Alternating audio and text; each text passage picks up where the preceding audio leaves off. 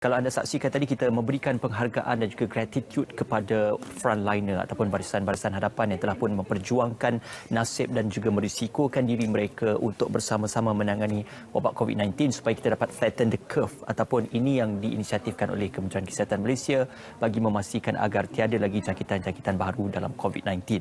Baik, untuk bercakap tentang satu lagi usaha yang dilakukan khususnya Jabatan Penerangan di bawah Kementerian Komunikasi dan Multimedia Malaysia, iaitu IOW Japan, hebahan penguatkuasaan PKP atau Perintah Kawalan ataupun Perintah Kawalan ini telah pun menjadikan satu lagi usaha kepada Japan dalam usaha memberikan penerangan yang lebih lanjut terhadap masyarakat secara khususnya.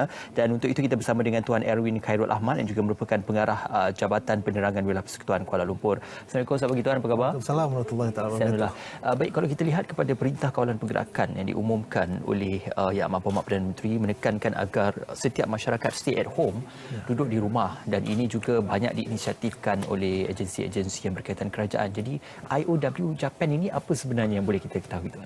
Baik, terima kasih Encik Ismail.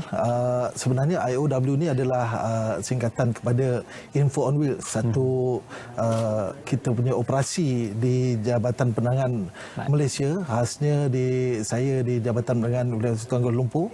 Kita menyampaikan maklumat kerajaan kepada rakyat.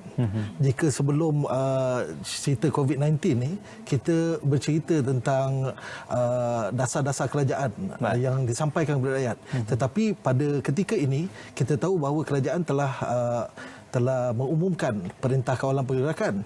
Jadi kami membantu kerajaan, kami membantu pihak-pihak yang berkepentingan untuk kita sampaikan kepada rakyat supaya duduk rumah, stay at home. Sebab apa yang kita lihat dalam beberapa hari ini, ini hari kelima hari ini? Hari ke-6. Hari ke-6 masih ramai lagi yang berada di luar tanpa memikirkan bahawa sebenarnya mereka merisikokan diri mereka bila berada di luar. Jadi apa yang dilakukan dalam gerak kerja IOW ini yang mungkin kalau kita lihat Japan ini ada di setiap negeri. Jadi adakah penguatkuasaan dan juga pelaksanaan gerak kerja itu diperluaskan kepada setiap negeri dan juga daerah? Betul. Sebenarnya apa yang dilakukan adalah satu unit hebahan bergerak yang dilaksanakan di setiap daerah di seluruh Malaysia. Dan mereka, apa yang kami sampaikan adalah arahan-arahan kerajaan kepada rakyat. Misalnya kita mengikut daerah lah, mengikut negeri. Bila ada arahan negeri, kadang-kadang bila kita tengok arahan yang utama adalah tidak berada di luar untuk perkara-perkara yang tidak penting. Tetapi ada juga negeri-negeri yang mengarahkan untuk kedai tutup awal. Yang itu pun kita sampaikan juga. Macam di Kuala Lumpur, kita sehingga sekarang ni kita pergi ke kedai-kedai yang sebenarnya tak perlu buka, tetapi mereka buka. Jadi kita umumkan juga arahan-arahan daripada DBKL. Seperti macam saya di... Contohnya arahan untuk kedai-kedai yang bagaimana yang tidak boleh untuk melaksanakan operasi itu? Baik, macam kami di Kuala Lumpur, kita ada satu jawatankuasa CMT, Crisis Management Team, yang dipengerusikan oleh Yang Berhormat Tan Sri Anwar Musa. Kami dengan DBKL misalnya, kita pergi ke kedai-kedai yang tak benar buka ni, misalnya macam kedai-kedai yang bukan kedai sebenika, pasar-pasar yang tidak berbumbung, kedai-kedai yang macam tidak esensial ni, ataupun penjaja ada yang boleh, ataupun misalnya food truck yang dalam keadaan yang banyak. Food truck kan dia ada macam carnival food truck ataupun food truck yang berkumpul ramai-ramai, itu memang tak dibenarkan. Jadi untuk hari pertama dan kedua mungkin ada ketidakfahaman atau kekeliruan, maka kami pergi ke kawasan-kawasan tersebut, kita buat pengumuman, minta mereka menyudahkan mereka punya perniagaan dan pulang ke rumah bersurai. Difahamkan juga untuk pengumuman ataupun penyebaran info itu juga dalam pelbagai bahasa. Betul. Pada awalnya kita guna 4 bahasa. Dekat KL ni kita tahu bahasa Melayu, bahasa Mandarin misalnya, Tamil dan juga English. Tetapi rupa-rupanya ada juga, sebab kita berada di Kuala Lumpur, ada juga cabaran apabila kita lihat warga asing ni dia tak faham. Ramai juga warga asing yang berkeliaran, maka dengan kerjasama pihak PDRM dan juga pihak DBKL, kita buatkan pengumuman dalam bahasa-bahasa asing lah. Salah satu contohnya bahasa Rohingya, bahasa Myanmar, bahasa Bangladesh misalnya. Cara dia ialah pihak polis ataupun pihak DBKL mengenal pasti ketua-ketua mereka, dan ketua-ketua mereka ni akan bercakap. Suara ketua mereka mungkin dia akan rasa macam ketua dia kata balik. Tidak dibenarkan berniaga, tidak dibenarkan berada di kawasan umum.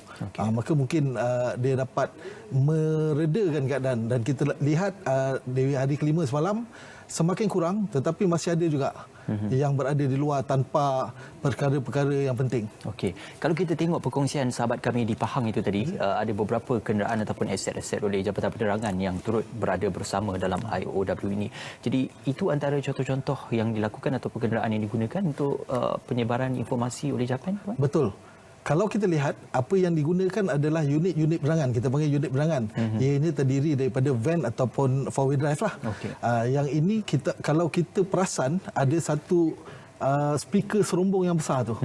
Speaker serumbung yang besar tu sebenarnya kekuatan dia boleh mencapai 1 kilometer sebenarnya kalau kita full blast. Radius dia tu. Radius kekuatan bunyi dia. Tetapi yang kita ni tidaklah sekuat itu. Apa yang kita laksanakan adalah semua unit-unit penerangan ni akan bergerak ke seluruh kawasan. Jika ada kawasan tumpuan ataupun orang ramai berkumpul, kita akan berhenti. Kita akan berhenti dan kita akan siagan. Hari pertama dan kedua kita buat, kita lihat macam kurang sambutan ataupun mereka buat tak tahu, dia relax dekat tepi jalan.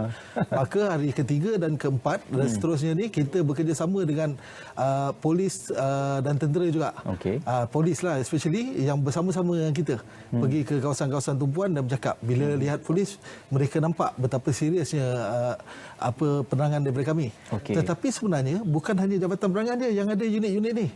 Pihak di BKL pun ada, pihak polis pun ada. Mereka juga ada unit-unit, tetapi mungkin speaker dia tak sebesar speaker kami lah.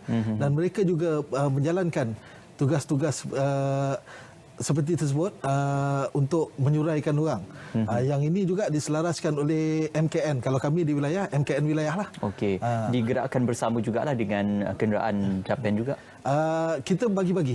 Kalau untuk yang di BKL tu, kita dah bincang dengan di BKL, ada bagi-bagi. Kita cover kawasan mana, dia cover. Waktunya pukul berapa kalau untuk Kalau waktu awal pada 3 hari pertama tu, kita memang buat waktu bekerja je lah. Kita ingat hari malam takkan orang nak keluar. Rupa-rupanya malam pun ramai orang keluar. Jadi ada permintaan daripada pihak polis, maka kita bergerak juga di waktu malam. Mengikut permintaan pihak polis.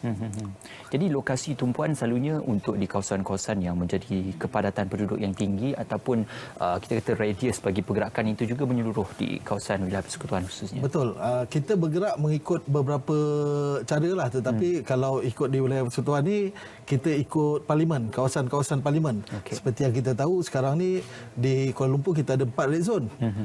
Ceras, Kepong, Titiwangsa dan juga Lembah Pantai. Maka 4 tempat ini adalah tempat yang kita jadikan sebagai hotspot kita yang kita akan bergerak. Pengalaman kami, kita lihat masalah yang paling utama, yang orang paling ramai, ada 2 tempat. Iaitu pasar pagi lah misalnya, dan juga pasar raya.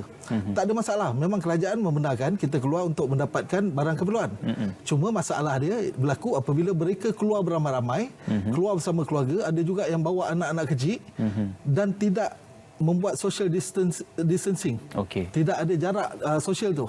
Maka kita akan duduk situ, kita minta mereka menjarakkan kedudukan mereka. Itu antara isi kandungan pengumuman itu, apa antara yang akan diumumkan melalui kenderaan Japan itu? Antaranya kita buat tuan-tuan dan puan-puan. Sekarang kerajaan sedang mengadakan perintah kawalan pergerakan. Maka tuan-tuan lebih baik berada, yang pertama, di rumah. Yang kedua, hanya keluar apabila memerlukan perubatan. Dan yang ketiga, memerlukan makanan, kan. Yang tu kita buat, tetapi hari ini kita ada lagi satu tambahan. Jika nak keluar, hanya seorang mewakili satu keluarga. Tidak lagi sebelum ni kita tengok habis satu family dia keluar, kan. Untuk beli mungkin barang makanan yang sikit, kan. Jadi kita cuba untuk flatten the curve yang macam kita sebut tadi, dengan cara rakyat Malaysia kena sedar bahawa saban hari kalau kita tengok macam trend yang berlaku ni, sebenarnya COVID-19 ni tidak melihat trend penurunan. Maka jika mereka masih berada di luar, mereka ada peluang untuk mendapat jangkitan. Jadi bila mendapat jangkitan, maka tempoh kawalan ni kita tak tahu, mungkin akan bertambah lama. 5 hari kita tengok dekat rumah, dah macam-macam benda dia orang buat. Dah dengan kebosanan dan sebagainya. Apatah lagi sebulan. Apatah lagi, kalaulah kata ditambah lagi beberapa hari, lagi bosan. Lebih baik kalau kita mengikut apa yang diarahkan, disarankan oleh kerajaan, yang disarankan oleh Yang Amat Berhormat Perdana Menteri, duduk di rumah. Baik. Kita hadkan pergerakan kita. Ada 3 perkara kita buat. Yang pertama, duduk di rumah. Yang kedua, cuci tangan sekerap mungkin. Baik. Dan mengamalkan social distancing. Jarak sosial sebanyak 1 meter di antara satu sama lain. Okey, satu perkongsian yang amat kami hargai Tuan Erwin Khairul kerana bersama dengan kami. Japan juga merupakan antara frontliner bagi dalam kita menghebahkan maklumat dan juga informasi. Terima kasih Japan. Terima kasih. Di bawah Kementerian Komunikasi dan juga Multimedia Malaysia. Terima kasih Encik Erwin Khairul Ahmad, Pengarah Jabatan Penerangan Wilayah Persekutuan Kuala Lumpur.